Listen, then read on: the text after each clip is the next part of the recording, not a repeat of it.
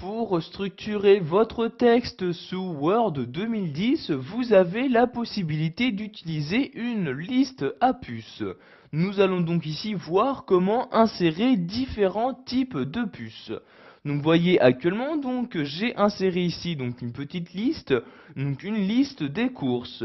Mais pour l'instant il n'y a aucune puce qui apparaisse. Nous allons donc voir comment en insérer sur les différents mots déjà insérés dans mon document. Donc tout d'abord, si je souhaite insérer une liste à puces sur ces mots-ci, je dois les sélectionner. Donc je les sélectionne tous ces mots de cette manière. Ensuite si je souhaite insérer une liste à puces, je vais me rendre dans l'onglet Accueil et cliquer sur l'un des deux boutons.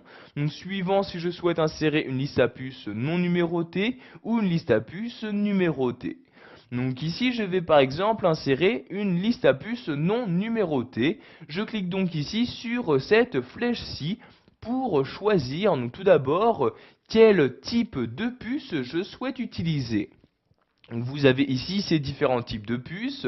Si vous laissez votre souris sur un type, vous aurez l'aperçu qui apparaîtra directement sur votre document. Donc vous voyez ici cet aperçu qui apparaît sur ma sélection. Donc je vais par exemple utiliser ce type de puce, je clique donc ici et voyez la liste à puces est maintenant insérée.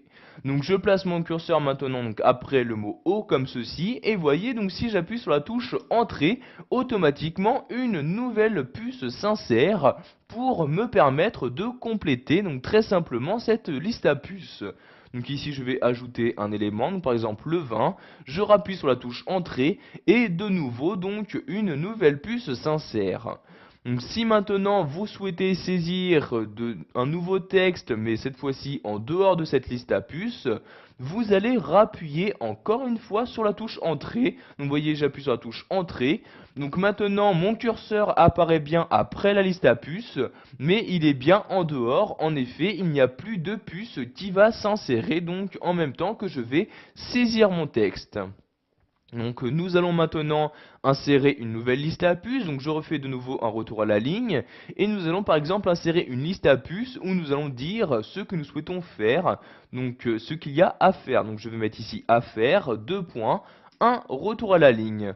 Donc ici je vais pour commencer, insérer une puce, donc cette fois-ci numérotée. Donc je me rends en haut, je clique sur la flèche et je choisis le type de puce numérotée à insérer. Donc vous voyez soit des chiffres, soit des lettres majuscules ou minuscules. Donc par exemple ici, je vais utiliser ce type de liste à puces. Je clique donc ici pour insérer la première puce qui est bien le 1 comme ceci. Donc une fois ma puce insérée, je peux saisir la donnée. Donc par exemple ici, ranger ma chambre comme ceci. Si maintenant j'appuie sur la touche Entrée, donc vous voyez j'appuie sur la touche Entrée, vous pouvez voir que sur la ligne suivante apparaît une seconde puce, donc cette fois-ci le numéro 2. Et je vais par exemple ici mettre par exemple faire mes devoirs comme ceci. Si je rappuie sur la touche Entrée, vous pouvez voir qu'il y a maintenant le numéro 3 d'insérer. Donc de nouveau, pour quitter cette liste à puces, je rappuie encore une fois sur la touche Entrée et voyez, je me trouve maintenant bien en dehors de cette liste à puces.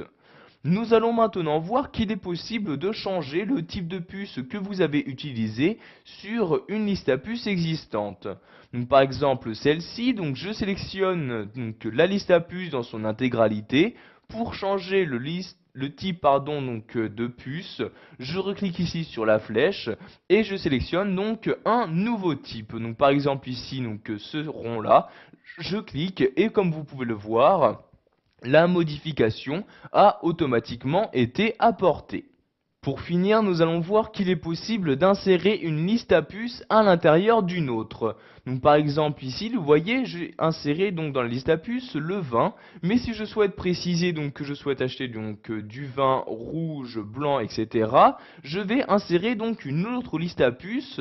Donc j'appuie tout d'abord sur la touche Entrée, donc vous voyez une nouvelle puce s'insère, mais pour l'avancée donc d'un cran, donc j'appuie ici sur la touche tabulation et voyez donc automatiquement il y a une incrémentation d'effectuer et ici je vais par exemple pouvoir mettre rouge comme ceci, j'appuie sur la touche entrée, je vais mettre maintenant blanc comme ceci, je rappuie sur la touche entrée donc voyez et j'ai bien pu donc très rapidement insérer une liste à puces à l'intérieur d'une autre. Donc maintenant pour quitter cette seconde liste à puces, j'appuie sur la touche entrée et voyez je retourne maintenant à la première et je peux de nouveau insérer d'autres éléments. Donc par exemple ici des haricots comme ceci, donc j'écris haricots, donc j'appuie sur la touche entrée et voyez je peux continuer ici ma première liste à puces. Donc pensez bien à appuyer sur la touche tabulation donc pour incrémenter donc une nouvelle liste à puces. Voilà, vous savez maintenant que pour structurer votre texte sous Word 2010, vous devez utiliser des puces numérotées ou non.